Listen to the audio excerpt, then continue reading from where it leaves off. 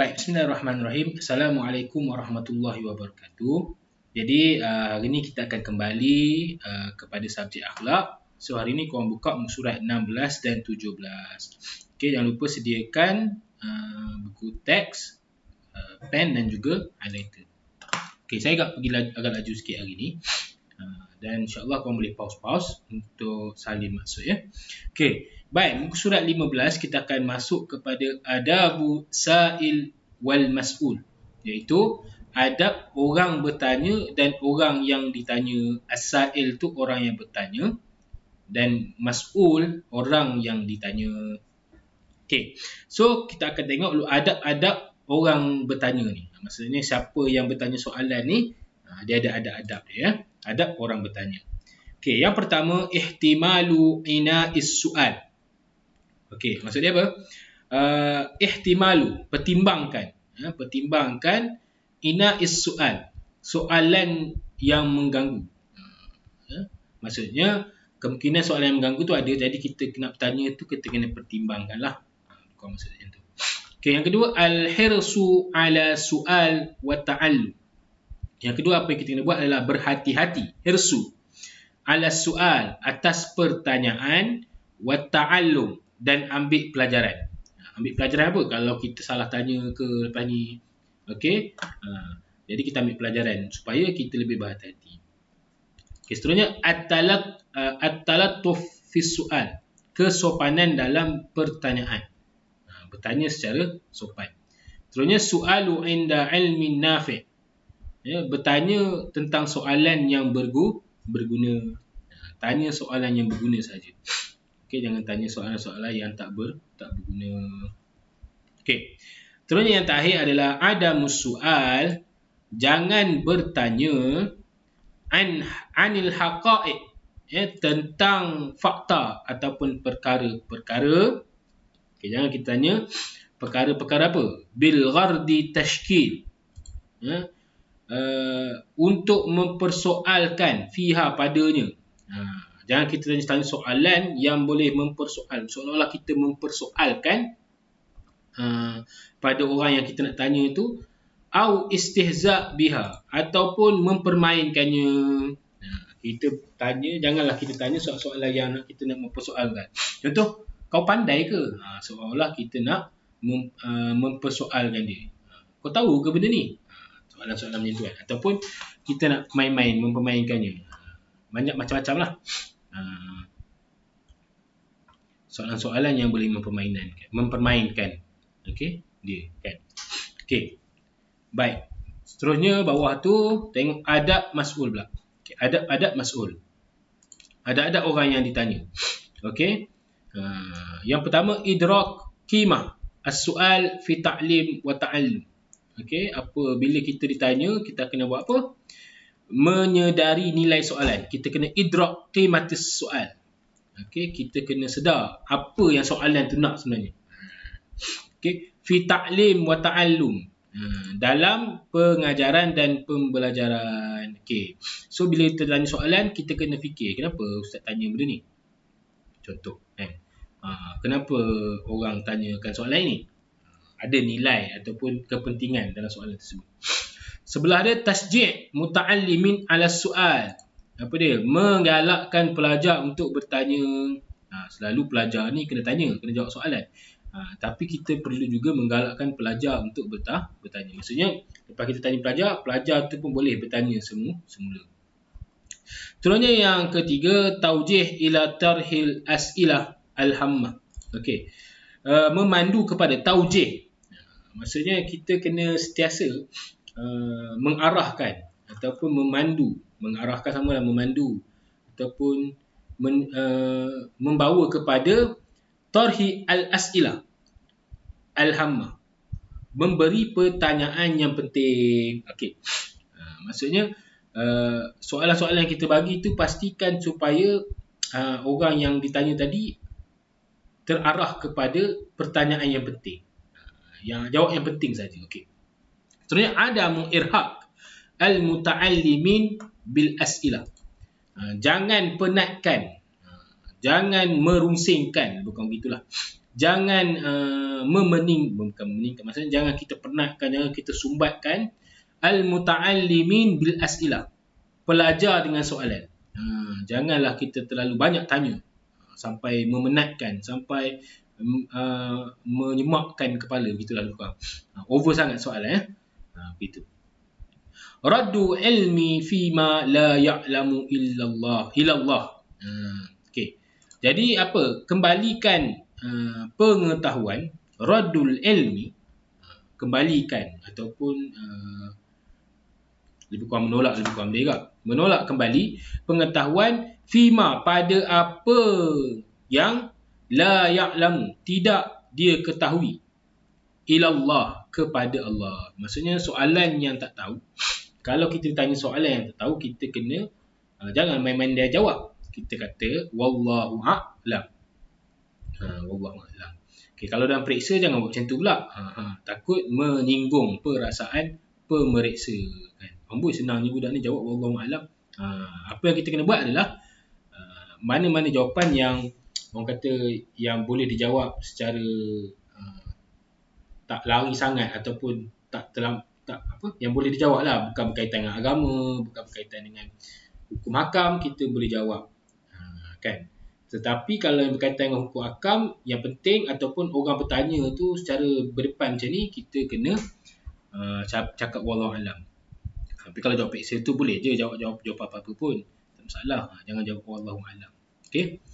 Seterusnya, adab munazarah wal mujadalah, adab perbahasan, adab berhujah wal mujadalah, dan berdebat.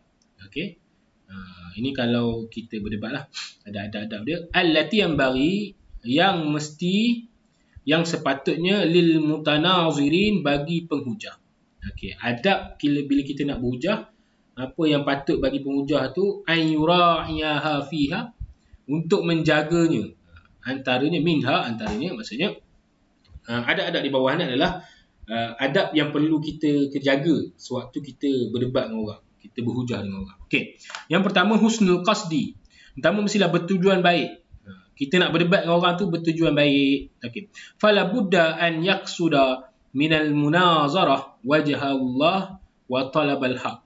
Okey. Maka tidak boleh tidak maksudnya memang wajib. Lebih kurang gitulah. Dia macam apa? Dekat.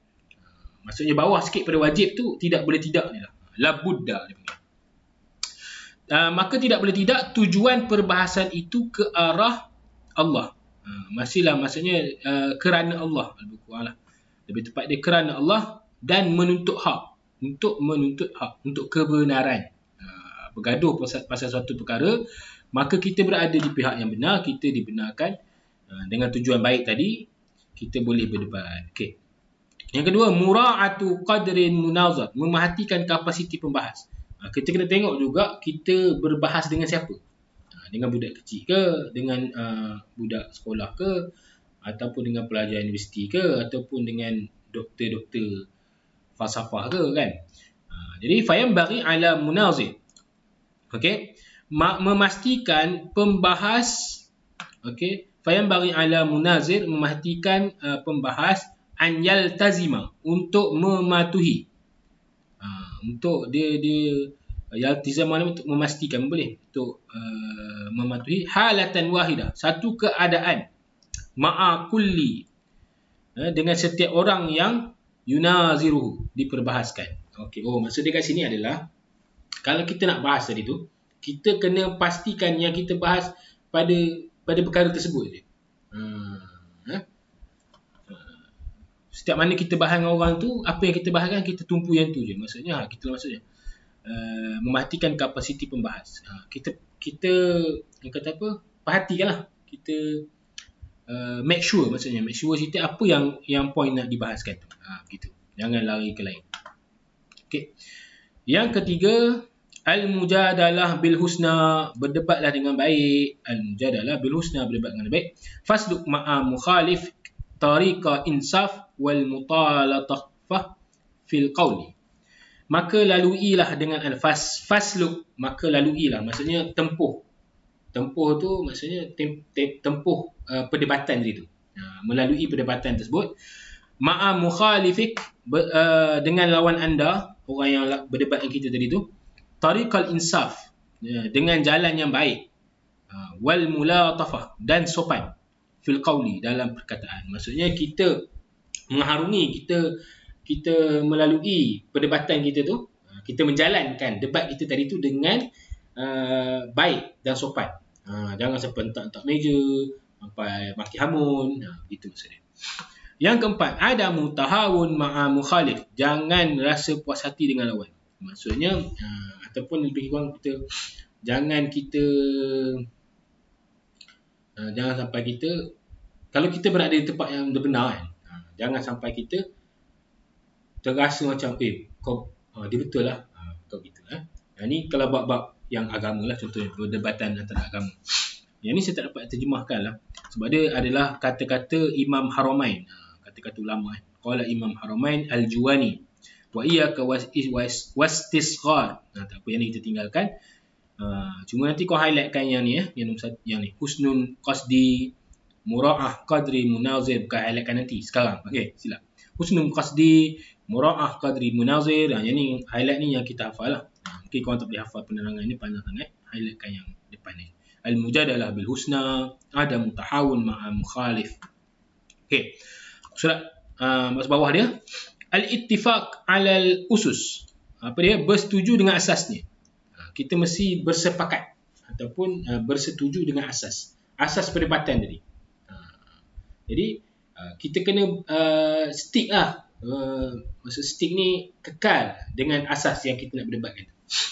Al-mutanazirani, okey. Mutanazirani ni para pendebat, la budda, tidak boleh tidak, macam tadi dia hampir kepada wajib, dia mesti, atas pada mesti lagi, ayyarji'a, untuk kembali fil masalah, kepada masalah. Bila kita berdebat tu, kita nak sebut poin-poin tu mestilah merujuk kembali kepada masalah allati ikhtilafan, masalah yang berlaku perbezaan tadi. Kita bercanggah pendapat pada apa? Contoh, kita berdebat tentang Islam lebih baik atau umat Islam lebih baik daripada umat-umat lain di dunia ni. Jadi kita mesti bincang pasal cerita pasal umat Islam tu lah, lebih baik tu. Okey, fiha, padanya. Okey, sampai situ terjemah. Yang ni bawah ni tak ya.